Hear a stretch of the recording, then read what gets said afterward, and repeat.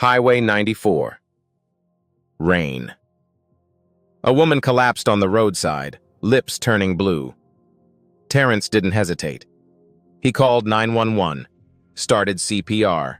30 compressions, her rib cracked under his hands. 2 breaths, again. Her designer blouse tore. He kept going. The ambulance arrived.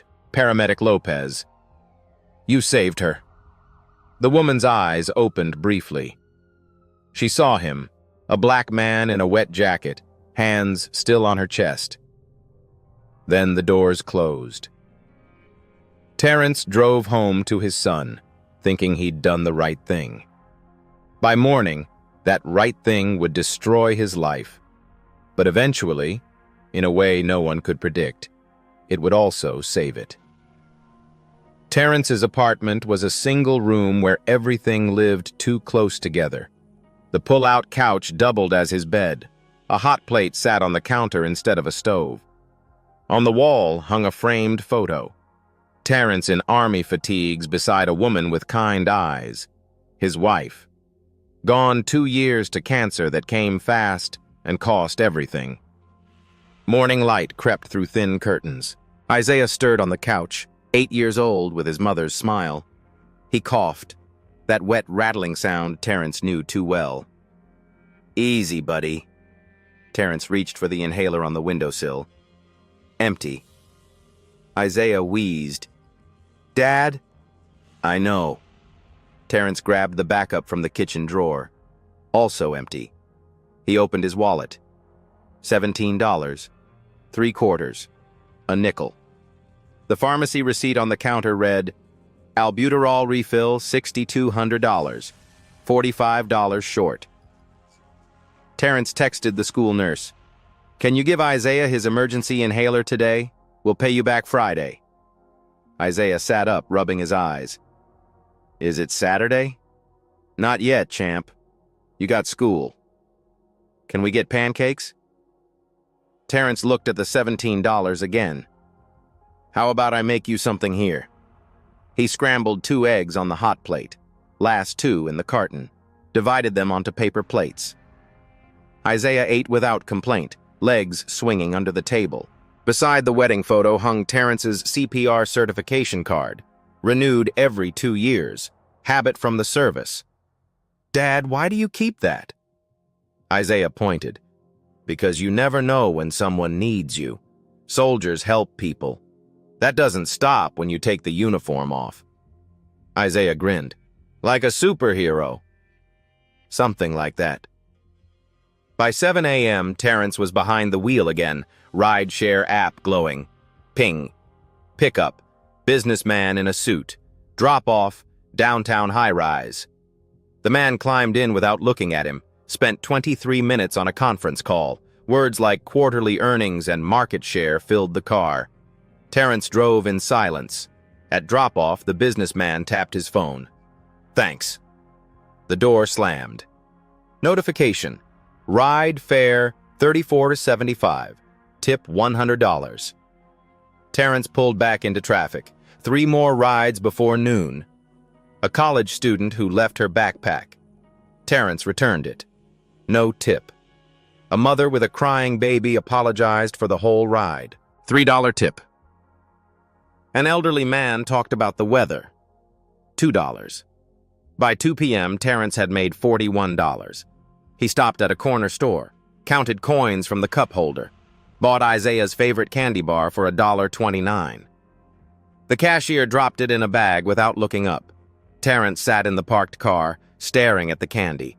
Across the city, in a world he'd never touched, Elise Caldwell woke in a private hospital room with Egyptian cotton sheets. Her father's lawyer stood in the hallway, speaking quietly about incident reports and protecting the family. Elise's penthouse had floor-to-ceiling windows overlooking the skyline. Her closet held more clothes than Terrence owned in his lifetime. She'd never counted change for medication, never wondered if helping someone might cost more than she could afford. Terrence didn't know any of that yet. At 3 p.m., he pulled up to Isaiah's school. Public building, peeling paint, chain-link fences. Isaiah ran out, backpack bouncing. Dad! Ms. Rodriguez said I can be line leader tomorrow. Terrence smiled. First real one all day. That's my man. You're gonna lead those kids like a general. Isaiah climbed in, buckled himself. Did you save someone last night? What?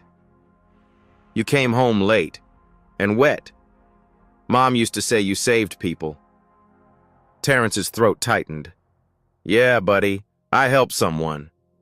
Did it feel good? It did. Isaiah pulled out a drawing from his backpack. A stick figure with "My Dad the Hero" written in crayon at the top. Terrence's hands tightened on the wheel. He didn't know that in 90 minutes his phone would ring. He didn't know the woman he saved would soon accuse him of assault. He didn't know that doing the right thing, the thing his wife taught him, the thing he'd taught Isaiah, would nearly destroy everything. But eventually it would lead somewhere he never imagined. If he could survive what came next. The knock came at 6:30 p.m. Terrence was stirring pasta on the hot plate. Isaiah sat at the table doing homework, pencil moving slowly across lined paper. 3 heavy knocks. Official. Terrence's stomach dropped. He knew that sound. Military police knocked like that. Bill collectors knocked like that. He opened the door. 2 officers. 1 black, 50s, tired eyes. 1 white, 30s, hand resting near his belt. Behind them, a patrol car with lights off. Terrence Washington? The black officer's voice was flat. Yes, sir. Detective Raymond Brooks. This is Officer Stevens. We need you to come with us. What's this about? Brooks glanced at Isaiah, then back. Sexual assault and battery. You need to come to the station. The words hit like a fist. What? Who? Woman you encountered last night. Elise Caldwell. She's filed charges. Terrence's mind spun. The woman on the highway. I saved her life. I did CPR. I called 911. Stevens spoke for the first time. Why were you on that highway at 2A? That's not a rideshare route. I was driving home from work. I saw her collapse. Brooks pulled out a tablet, scrolled. We checked dispatch records. No 911 call from your number. That's impossible. I called. The dispatcher told me help was coming. Mr. Washington, the victim says you assaulted her. We have physical evidence. Torn clothing. Bruising on her chest. Your name in the paramedic report. The bruising is from CPR. Compressions cause bruising. That's normal. Check with the paramedics. Brooks sighed. Sir, you need to come with us. Now. Behind him, Isaiah's chair scraped. Dad? Terrence turned. His son stood frozen, pencil still in hand, eyes wide. It's okay, buddy. This is a mistake. I'll be home soon. Stevens stepped forward with handcuffs. Is that necessary? Terrence's voice stayed calm. Military calm. The kind that kept you alive when everything went wrong. Procedure, Stevens said. The metal clicked around Terrence's wrists. Cold, tight. Isaiah's pencil fell. It hit the floor and rolled. Daddy? His voice cracked. Did you do something bad? Terrence's chest shattered. No, son. I didn't. I promise. Brooks's face softened slightly. Is there someone who can stay with him? Neighbor across the hall, Mrs. Patterson. They walked him out. Isaiah stood in the doorway, small and confused, as they put Terrence in the back of the patrol car. Through the window, Terrence watched his son watch him leave. The interrogation room was concrete and fluorescent light. Detective Brooks sat across the metal table. Stevens stood by the door. Brooks opened a folder. Photos. Elise Caldwell in a hospital gown. Purple bruises across her sternum and ribs. Torn designer blouse in an evidence bag. She says you attacked her. I performed CPR. She was dying. Where's the 911 call? I told you. I made it. Brooks leaned back. Look, I want to believe you. But we've got a victim who says you assaulted her. Physical evidence. Physical. And no record of this call you claim you made. Check my phone records, cell tower data. I was there, I called. We will. But right now, it's your word against hers. Stevens spoke from the door. And she's Caldwell. Silence. Brooks shot Stevens a look, then turned back to Terrence. Her family's attorney arrived 18 minutes after we contacted her. For a standard assault case, that's unusual. What does that mean? It means this is complicated. Brooks closed the folder. Bail hearings tomorrow morning. You'll spend tonight in holding. I have a son. He needs his medication. He has asthma. We'll make sure social services checks on him. Social services? Terrence's voice rose for the first time. He doesn't need social services. He needs his father. Then you should have thought about that before. Stevens trailed off. Terrence stared at him. Before what? Before saving someone's life? Brooks stood. Officer Stevens, wait outside. Stevens left. Brooks sat back down, voice lower. Between us? Something feels off about this. But my hands are tied. The prosecutor's already involved. The Caldwell name carries weight. So I'm guilty because she's rich and I'm not? Brooks didn't answer.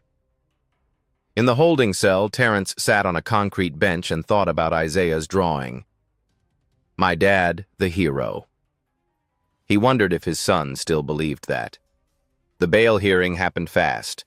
Public defender assigned. Malik Johnson, mid-30s, carrying a briefcase that had seen better years. He had 180 open cases. Mr. Washington, I'll be honest. You saved her life and she's accusing you of sexual assault. You're a black man, she's a white woman with a billionaire father. This is the nightmare scenario. I have a son. I understand. But fighting this could mean years waiting for trial. Plea deal gets you probation. I'm not pleading guilty to something I didn't do. Malik rubbed his eyes. Then we fight. But I need you to understand what you're up against. The judge set bail at $10,000. Terrence had $287 in his account. The Caldwell estate sat behind iron gates and old oak trees, Georgian architecture, manicured lawns, a driveway that curved like a ribbon through grounds larger than the neighborhood where Terrence grew up. Inside, Harrison Caldwell stood in his study, phone pressed to his ear. Yes, I understand. Thank you, Detective. He ended the call. 62 years old, silver hair, custom suit that cost more than Terrence made in 3 months. But his eyes held something his money couldn't buy. Doubt. Victoria appeared in the doorway. His wife. Designer dress. Pearls. Well? They arrested him.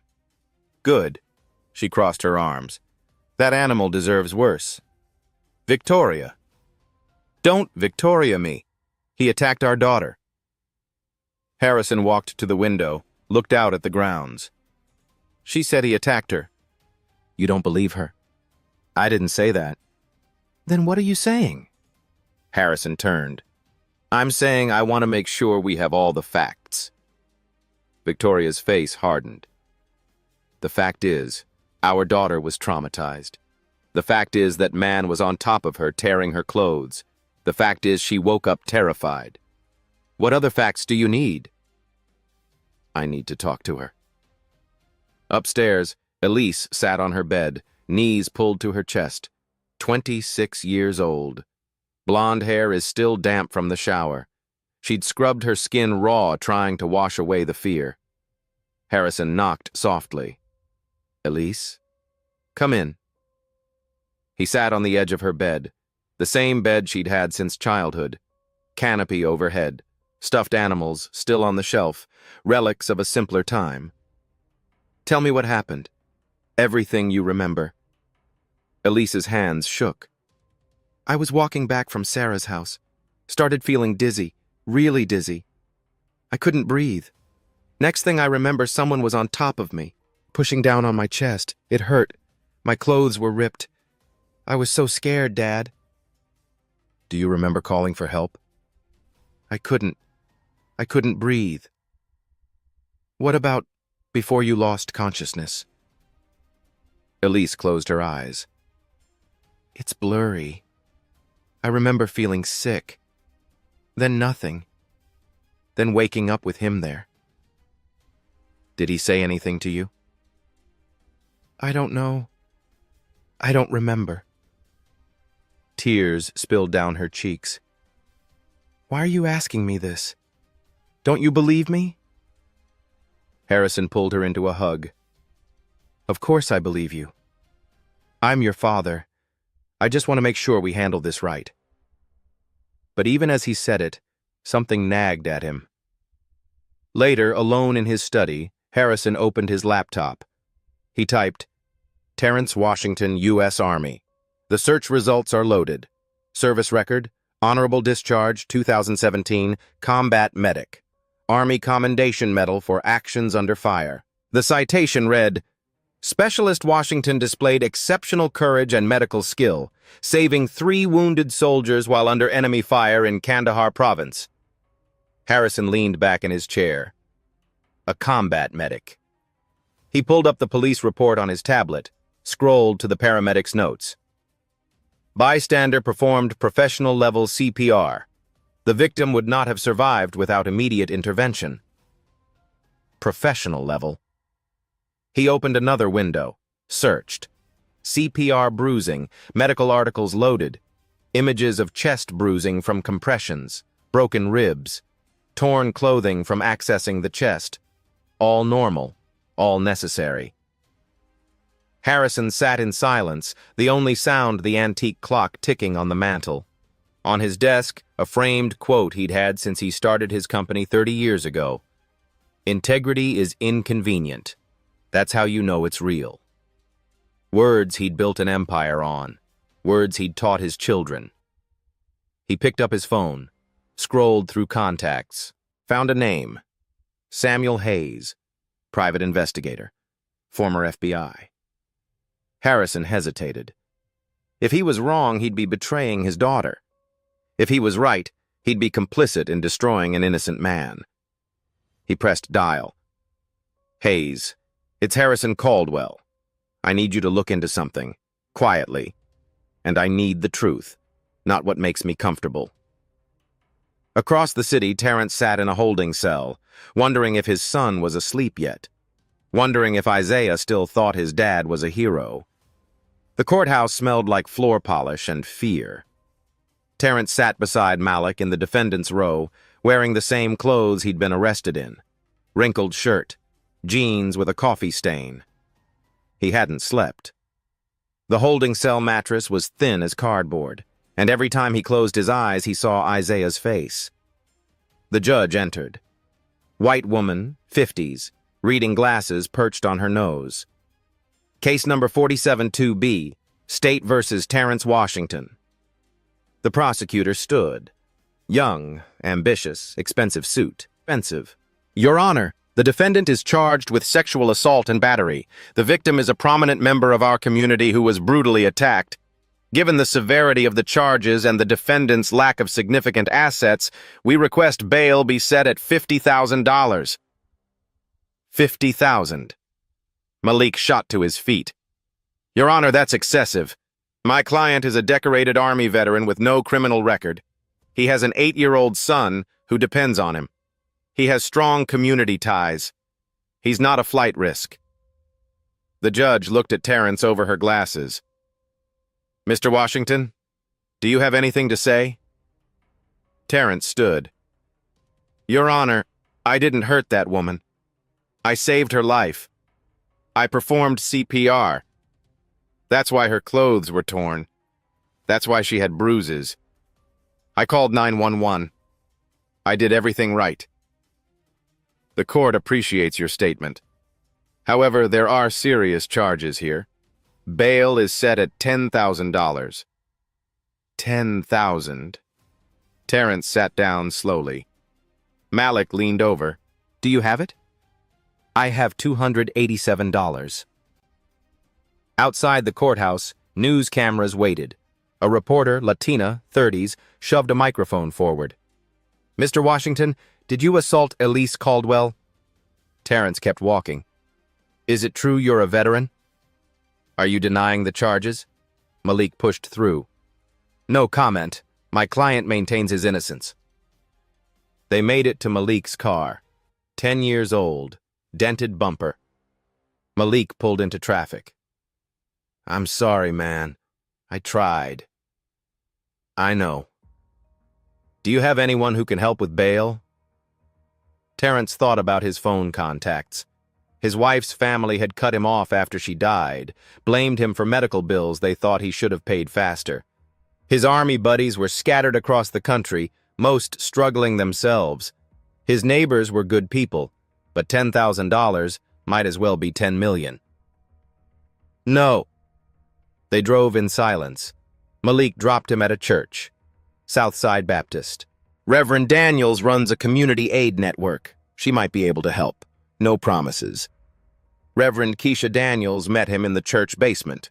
50-something. Black woman with silver streaks in her hair and eyes that had seen every kind of struggle.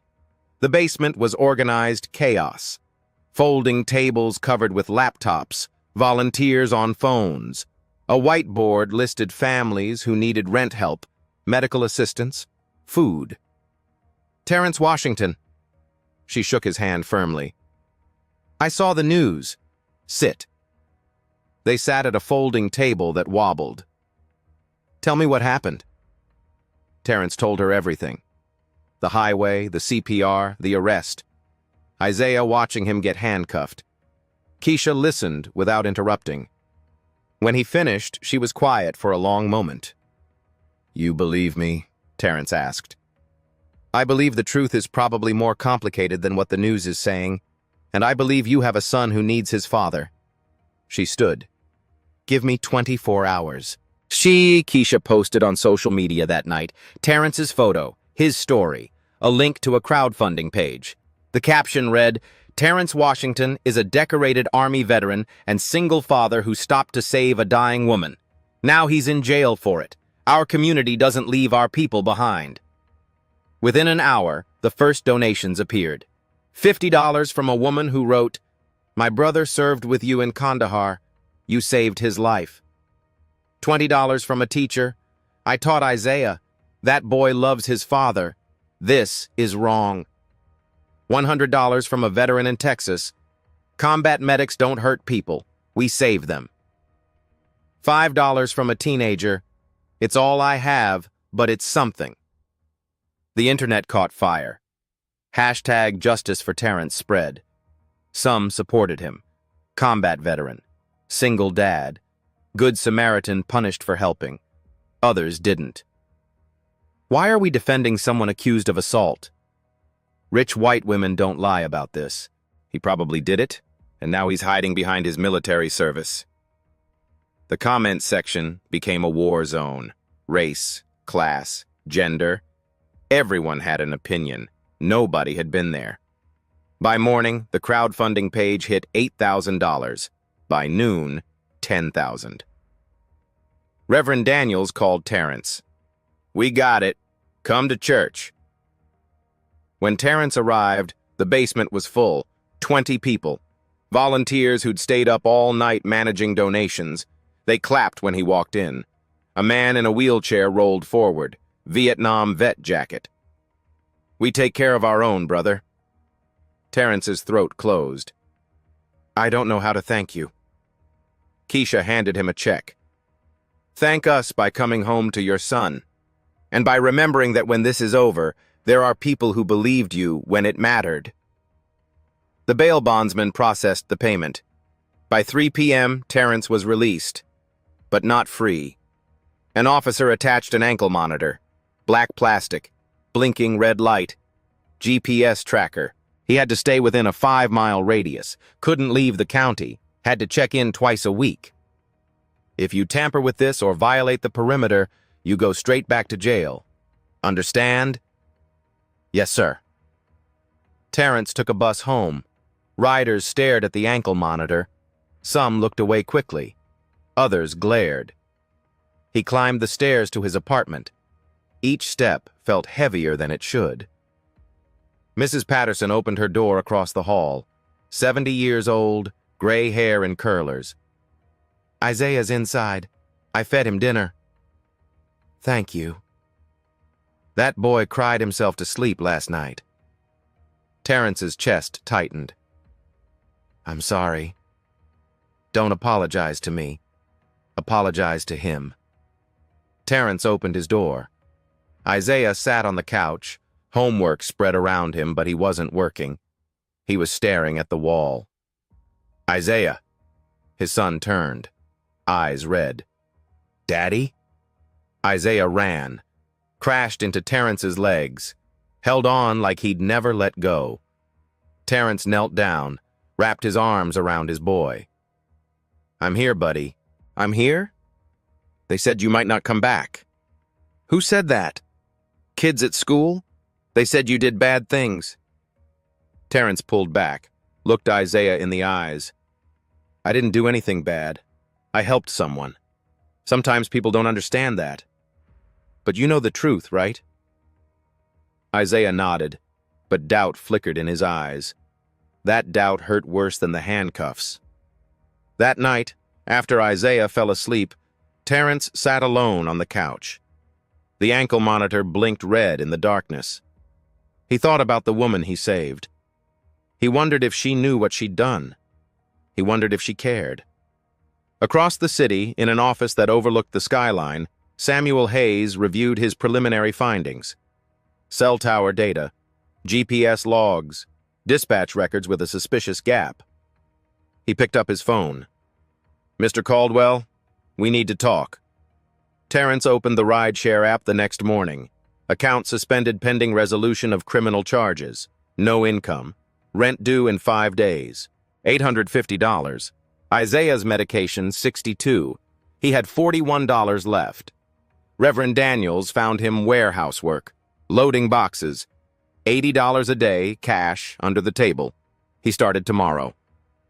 That afternoon, Isaiah climbed into the car after school, quiet. No exciting stories, no drawings. "How was school?" Isaiah shrugged. "Buddy, talk to me." "Tommy asked if you hurt a lady." Terrence's hands tightened on the wheel. "What did you say?" "I said you're a hero, that you saved people." "What did Tommy say?" Isaiah looked out the window. "His mom said you're dangerous." Terrence pulled over, turned to his son. "Look at me." Isaiah's eyes were wet. "I helped someone who was sick. I did CPR. Sometimes grown-ups get confused. But the truth will come out." "When?" "I don't know. But you and me, we stick together. Okay?" "Okay." But Isaiah's voice was smaller than before. Across the city, Harrison stood in a ballroom that cost more per hour than Terrence made in a month. Crystal chandeliers, string quartet, gowns and tuxedos, champagne towers. A colleague approached. "Harrison, glad Elise is recovering. Terrible what happened." "Thank you. Hope they lock him up forever." Harrison smiled tightly, said nothing. Victoria found him near the exit. "You look guilty. Why?" "I want to make sure we have all the facts." Her face hardened. "The fact is our daughter was traumatized. Don't make this complicated." She walked away. Harrison's phone buzzed. Text from Hayes. "Found something. Call me." He stepped outside into the cold air.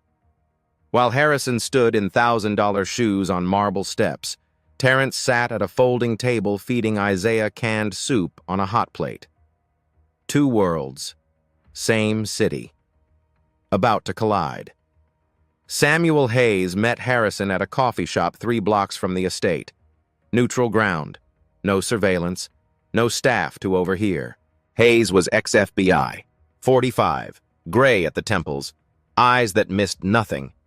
He slid a folder across the table. "You're not going to like this." Harrison opened it. Cell tower data. Terrence's phone pinged Highway 94 at 2:17 a.m. Rideshare GPS showed his last ride ended nearby at 2:03 a.m. Route home passed that exact stretch of road. He was where he said he was, Hayes said. Harrison turned the page. Dispatch log. Calls logged between 2:15 and 2:20 a.m. But between 2:17 and 2:19, nothing. A gap. 911 calls are automatically logged, Hayes continued. They don't just disappear. Someone with admin access deleted it. Who? Still working on that, but I found something else. Hayes pulled out a photocopy. Handwritten notes on paramedic letterhead.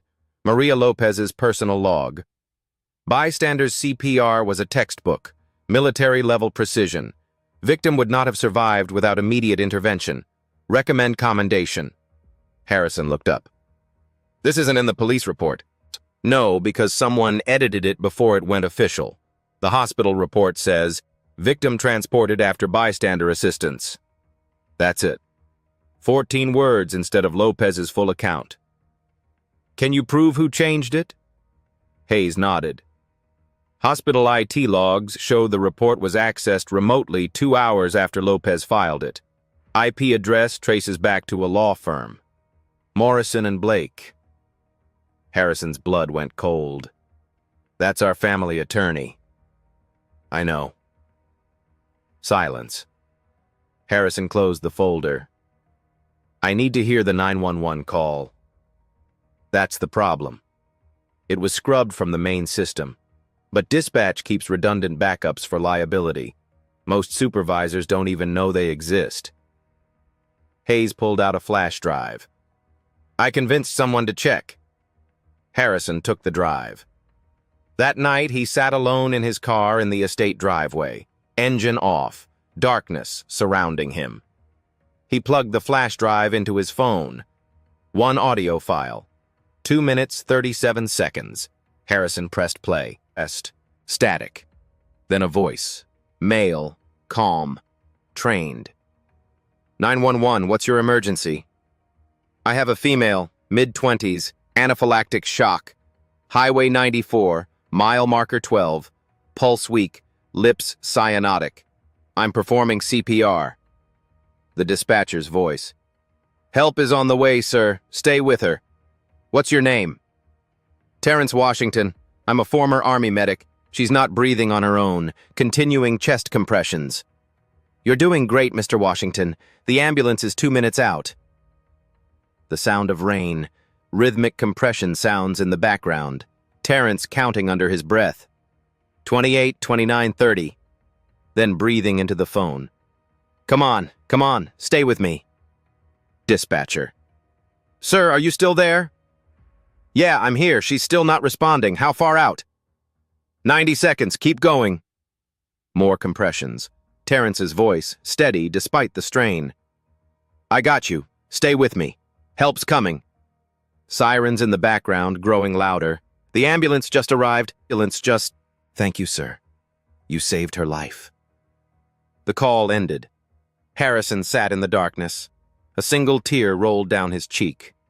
He'd built a $2 billion empire on integrity, on truth, on the principle that character mattered more than comfort. And he'd nearly destroyed an innocent man because he was too afraid to ask the right questions. Harrison got out of the car, walked inside, climbed the stairs to Elise's room, knocked. Come in. She was in bed, laptop open, scrolling through something. She closed it quickly when she saw his face. Dad? What's wrong? Harrison sat on the edge of her bed. I need you to tell me what happened that night. Everything you remember. The truth. I already told you. Tell me again. Elise's face shifted, defensive. Why are you doing this? Because I found the 911 call. The one that was deleted from police records. Her eyes widened slightly. Harrison pulled out his phone. Do you want to hear it? No. Elise. I said no, her voice cracked. I don't want to hear it. I know what happened. Do you? Harrison's voice was gentle but firm. Or do you know what people told you happened? Elise's hands shook. She pulled her knees to her chest. I remember feeling sick, really sick, dizzy. I couldn't breathe. Then nothing. Then I woke up and someone was on top of me, pushing down on my chest, and my clothes were torn and I was so scared. What did he say to you? I don't know. I don't remember the words. Just fear. Harrison played the recording. Terrence's voice filled the room. Calm, professional, compassionate. Come on. Stay with me. Elise's face crumbled. That man, Harrison said quietly, saved your life. He called 911. He performed CPR. That's why your clothes were torn. That's why you had bruises. Because compressions break ribs sometimes. Because saving someone isn't gentle. Tears spilled down Elise's cheeks. When you woke up in the hospital, what did people tell you? Her voice was barely a whisper. Mom said a man attacked me. The lawyer said we needed to protect ourselves. He said, a black man did this to you, Elise. You have to be strong. And I was so confused, and everything hurt, and I believed them. Did you remember him attacking you, or did they tell you that's what happened? Elise sobbed. They told me. They kept saying it until I believed it, until it felt real. Oh God, Dad, what did I do? Harrison pulled her into his arms. Let her cry. You were scared and confused, he said, and people around you, people who should have protected you better, filled in the blanks with their own fears, their own biases. I accused an innocent man. Yes. He has a son. I saw it on the news, an 8-year-old boy. Harrison's jaw tightened. I know. What do I do? Harrison pulled back, looked her in the eyes. You tell the truth. Publicly. No matter how hard it is. Mom will hate me. Everyone will hate me. Maybe. But I taught you that integrity is inconvenient. Remember? That's how you know it's real. Elise wiped her face. What if the truth isn't enough? It has to be. Because if it's not, then everything I've taught you, everything I've built, means nothing. He stood. We have a press conference to plan. And before that, I need to talk to someone. Who? The man whose life we destroyed. Harrison walked out, pulling his phone from his pocket. He called Hayes. Find me Terrence Washington's address. I'm going to see him. Tonight. Across the city, Terrence sat on his couch, ankle monitor blinking red, staring at Isaiah's drawing on the wall. My dad. The hero. His phone rang. Unknown number. Hello? Mr. Washington, my name is Harrison Caldwell. I'm Elise's father. I need to talk to you. May I come to your home? Harrison Caldwell had never been inside a building like this. Peeling paint, flickering lights, the smell of old cooking oil. He climbed to the 3rd floor, found apartment 3C. Knocked. Terrence opened the door. Work clothes from the warehouse, dust on his jeans, exhaustion in his eyes. They stared at each other. Mr. Caldwell. Mr. Washington. May I come in? Terrence stepped aside. The apartment was smaller than Harrison's closet. Pull-out couch, hot plate, folding table. On the wall, a wedding photo and a CPR certification card. Isaiah slept on the couch, small body under a thin blanket. Harrison saw the ankle monitor, the blinking red light. Sit. Terrence gestured to the folding chair. Harrison sat. The chair wobbled. Terrence remained standing, arms crossed. Why are you here? To apologize, and to tell you I know the truth. Silence. I found the 911 call, the one that was deleted. I heard your voice. Terrence's jaw tightened. So what now? You apologize and I forget your daughter tried to destroy my life? That my son thinks his father's a criminal? No, I can't give you back those nights, I know that. Then what do you want? Harrison pulled out a folder, laid it on the table. I want to make this public. Withdraw charges completely. Clear your name in front of everyone. Terrence stared at the folder. What do you get? Nothing. Except knowing I taught my daughter something real about accountability. Your daughter lied. My daughter was confused. People around her filled in the blanks with assumptions, with fear, with bias. Harrison paused. But yes, the result was a lie, and that lie nearly destroyed you. Terrence sat, rubbed his face. Do you know what it's like explaining to an 8-year-old why his father was arrested for helping someone? No. Do you know what it's like seeing doubt in your own son's eyes? Harrison stayed quiet. That's what your family did, Terrence said.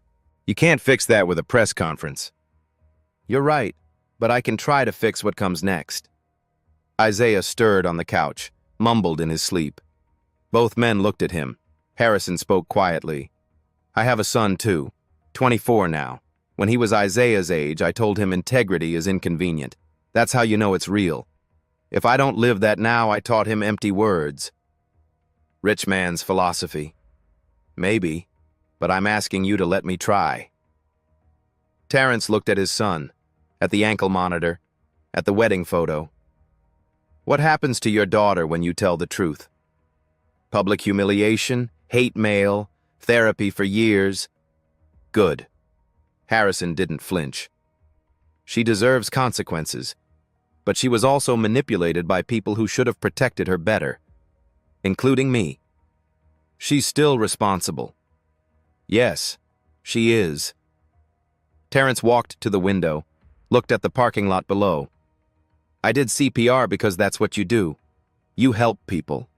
I didn't think about race or money. I saw someone dying. I know. And she saw a black man on top of her and assumed the worst. Harrison's silence was answer enough. Terrence turned. Before you go public, I want something. Name it. After this is over, when everyone forgets my name, I don't want charity. I don't want a check to make you feel better. If you want to make this right, give me a real opportunity, not pity. Harrison stood. What kind? Something where I use what I know, where I help people, where my son sees his father doing something that matters. My foundation funds emergency response programs. I need someone with combat medical training and leadership experience to run it. $85,000 salary, full benefits, autonomy over the program. You'd build it from the ground up. That's not charity? That's me recognizing you're qualified and I need someone I trust. You don't know me. I know you stopped in the rain to save a stranger. I know you refused to plead guilty when it was easier. I know you're raising a good kid while working for scraps. Harrison's voice was firm. That's leadership. That's integrity. That's what I need. Terrence was quiet. I need to think about it. Of course, but first, let's fix this. Harrison extended his hand. Terrence looked at it. At Isaiah. At the ankle monitor. He shook Harrison's hand. Let's fix it. The press conference was scheduled for 2 p.m. on the Caldwell Estate lawn. News vans lined the street by noon. Satellite trucks, cameras, reporters in makeup checking lighting. CNN sent a crew, local stations, national outlets. The story had everything they loved. Wealth, race, false accusations, redemption. Inside the estate, Elise stood in front of a mirror, hands shaking. Victoria appeared in the doorway. I can't believe you're doing this. Mom, you're going to humiliate yourself. Humiliate this family. I lied, or I let people convince me of a lie. Either way, an innocent man is suffering. Victoria's face was cold. He's not innocent. He's opportunistic. And your father is a fool for believing him. Then I'm a fool too. Victoria turned and left. Elise looked at herself in the mirror. Designer dress, perfect hair, makeup covering the sleepless nights. She looked like someone who had everything. She felt like someone who'd destroyed everything. Outside, Harrison stood at the podium. Microphones clustered like flowers. Cameras pointed like weapons. Terrence stood to his left, wearing the only suit he owned, borrowed from Reverend Daniel's clothing bank. Too big in the shoulders, too short in the sleeves. But pressed, clean, dignified. Elise joined them. She didn't look at Terrence. Couldn't yet. Harrison cleared his throat. The crowd quieted. Thank you for coming. I'm Harrison Caldwell. This is my daughter, Elise, and this is Terrence Washington. We're here to set the record straight about what happened on Highway 94. Cameras clicked like rain on metal. Harrison continued. On the night in question, my daughter experienced a severe anaphylactic reaction. She collapsed on the roadside, unable to breathe. Mr. Washington, a former Army combat medic, stopped his vehicle and immediately began life-saving measures. He paused. Let it sink in. He called 911. He performed CPR. He stayed with her until paramedics arrived. The torn clothing and bruising that were presented as evidence of assault were the result of proper professional chest compressions. Mr. Washington saved my daughter's life. Murmurs rippled through the crowd. Due to the trauma of the event and the medical confusion that often accompanies anaphylaxis, my daughter did not initially remember what happened. In her disorientation and fear, and influenced by well-meaning but ultimately harmful advice from people around her, including our family attorney, she came to believe she had been attacked. A reporter shouted. Are you saying your daughter lied? Harrison's voice was firm. I'm saying my daughter was traumatized and confused, and the adults around her failed to investigate thoroughly before filing charges. We acted on assumptions rather than evidence. We let fear and bias fill in the blanks. He pulled out his phone, connected it to the sound system. This is the 911 call Mr. Washington made that night. The call was deleted from official records. Harrison pressed play. Terrence's voice filled the air, calm, professional, compassionate. I have a female, mid-20s, anaphylactic shock, pulse weak, lips cyanotic. I'm performing CPR. The dispatcher. Help is on the way. Stay with her. Terrence counting compressions in the background. 28, 29, 30. His voice again. Come on. Stay with me. The recording ended. Silence. Then chaos. Reporters shouting questions, cameras flashing. Harrison raised his hand. My daughter would like to speak. Elise stepped to the microphone. Her hands gripped a piece of paper, shaking so hard the paper rattled. My name is Elise Caldwell. Her voice was barely audible. And I need to say something. She looked at the paper, then folded it, put it away. I was scared and confused when I woke up in the hospital. I didn't remember what happened. People I trusted told me I'd been attacked. They said a black man did this to me. And because I was afraid, and because I've been raised in a world where certain assumptions go unquestioned, I believed them. Her voice grew stronger. But Mr. Washington didn't attack me. He saved my life. And because of my fear, because of the prejudices I didn't even know I had, we destroyed an innocent man's life. His son watched him get arrested. His community had to raise money to free him. He lost his job. He wore an ankle monitor for doing the right thing. Tears streamed down her face, but she didn't stop. I'm sorry, Mr. Washington. I'm sorry to Isaiah. I'm sorry for every moment of pain I caused. I was wrong, and I have to live with that. She looked at Terrence for the first time. He nodded once. Not forgiveness, acknowledgement. Cameras went wild. Harrison stepped back to the microphone. All charges against Mr. Washington are being withdrawn immediately. We will be issuing a formal apology and working with authorities to understand how evidence was mishandled. Thank you. Reporters swarmed. Mr. Washington, how do you feel? Will you sue the Caldwell family?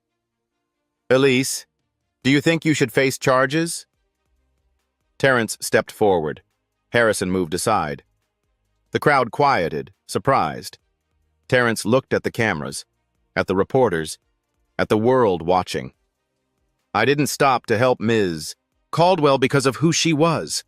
I stopped because someone needed help. That's what I was trained to do. That's what I teach my son. His voice was steady, measured. I'm grateful the truth came out, but I also know that if I didn't have a military record, if Mr. Caldwell hadn't investigated, if people didn't fight for me, I'd probably still be wearing this ankle monitor. Or worse. He paused. So this isn't just about me. It's about every person who doesn't get believed because of what they look like. Every father who can't prove his innocence. Every son has to ask if his dad is a bad man. His eyes found the camera. I'll tell my son the same thing I told him before this happened.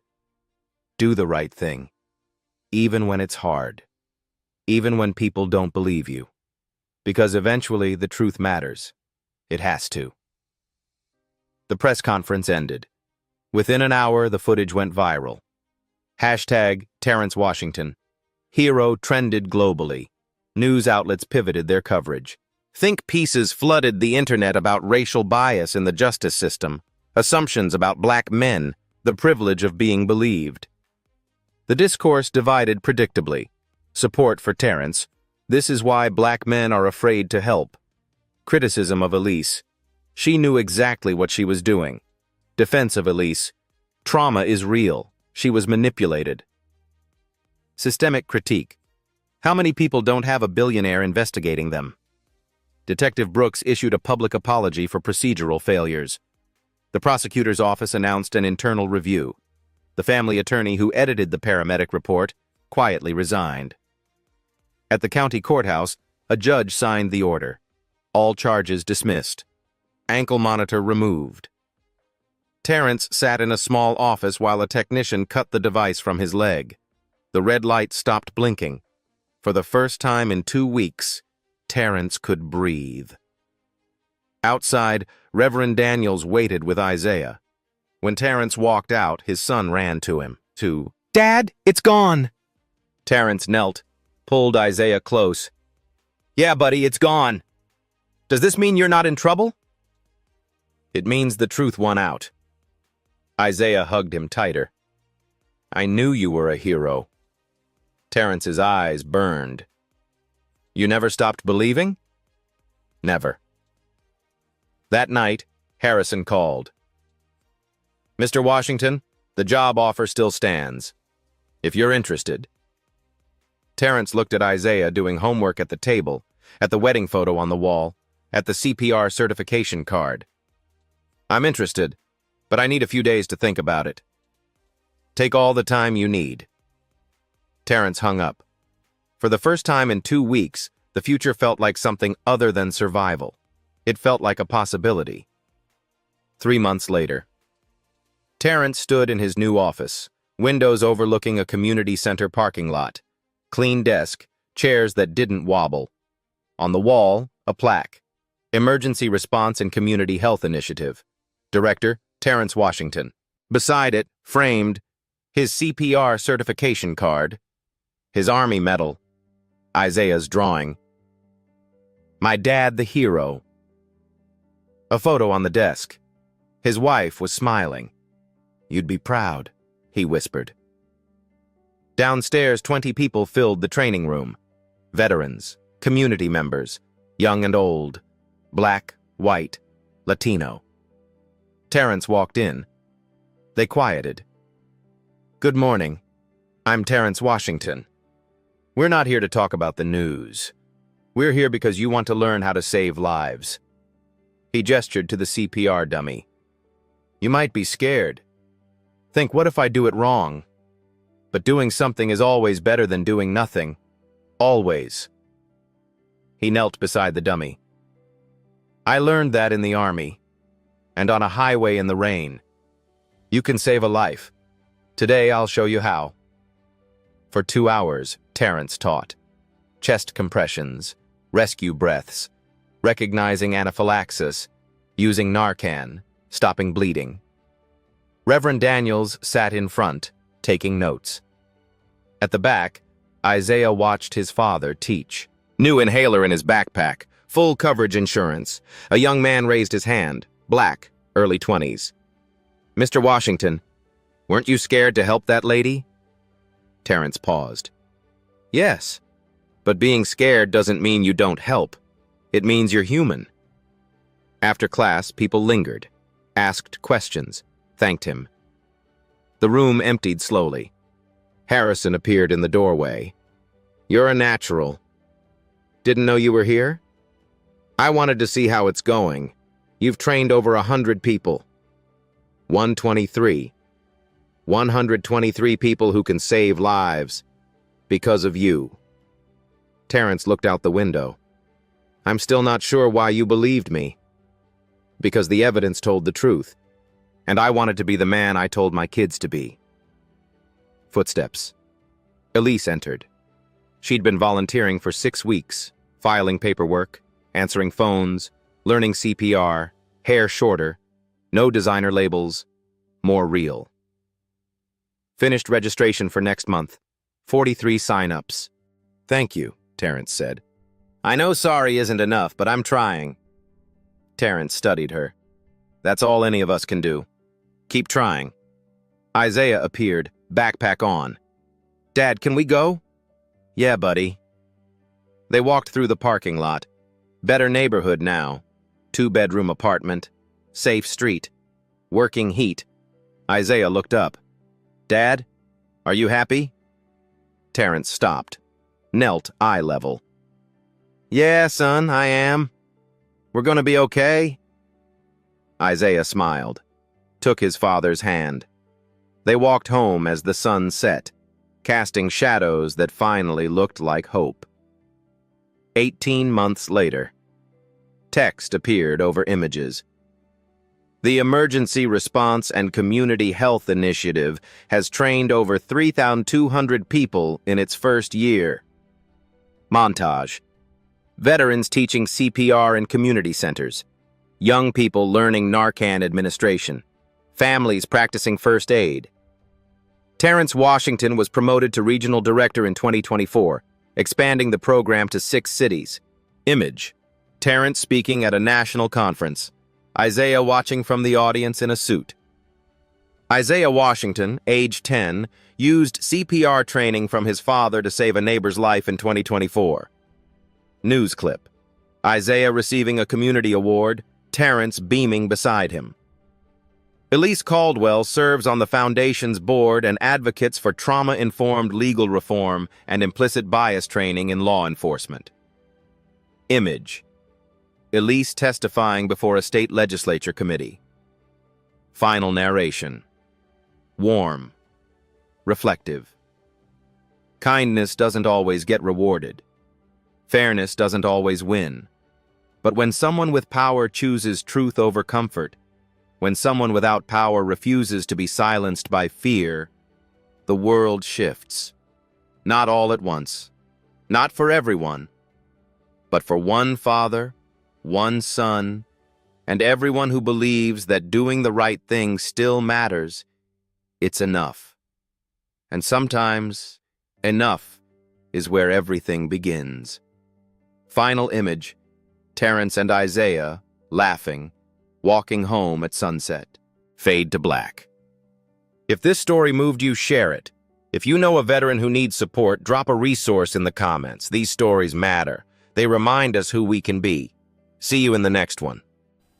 At Black Voices Uncut, we don't polish away the pain or water down the message. We tell it like it is because the truth deserves nothing less.